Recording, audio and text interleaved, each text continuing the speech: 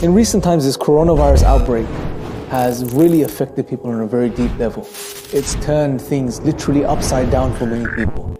And many people during this time have maybe called out to God, maybe considered God, thought about God, prayed to God.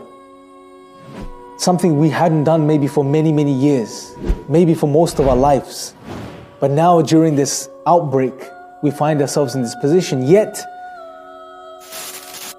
in many of our minds, that question may still arise, well, why? What reasons do I have to believe in God? Because that's the way we've been conditioned to think in the times that we live in. We look for proofs for almost everything. Now, what's very interesting is that if we think about this virus, the coronavirus, we all believe it exists. We all believe it's there. But if I was to ask the question, how many of us have actually seen the virus firsthand for ourselves? And I would argue most of the population, maybe 99.9% of the people in this world have not seen it for themselves. Now that's something very interesting we have in front of us right now. We have a thing that we believe exists, this virus that we believe exists, with full conviction, but we haven't seen it. Well, the next question is, well, why do we believe it exists? And the answer to that is because we see its effects. We see its signs. And that's something profound for us to think about for a moment.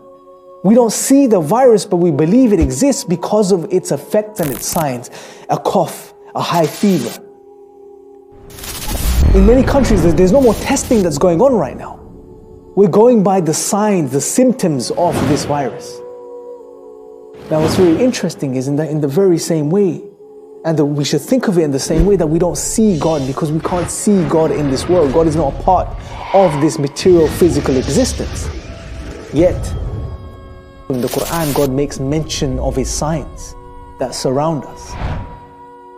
For example, in the 3rd chapter of the Quran, verse 190, God says, without a shadow of a doubt, in the creation of the heavens and the earth, meaning everything that exists around us, and in the alternation of the night and day. Now God gives a very specific example of something that exists around us, something that we see functioning.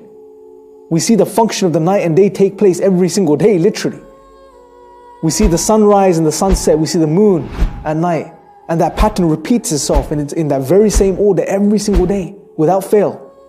God reminds us that in the creation of everything that exists and in the alternation of the night and day, in these things are clear signs for people of understanding. Let's apply the same criteria we're applying here when it comes to the virus to when it comes to God's existence. And then we will realize that the belief in God is self-evident. His proofs, His signs are all around us. Everything around us, ourselves, just look in the mirror. Think about your own existence. Look in the mirror. Look at yourself in the mirror. What do you see?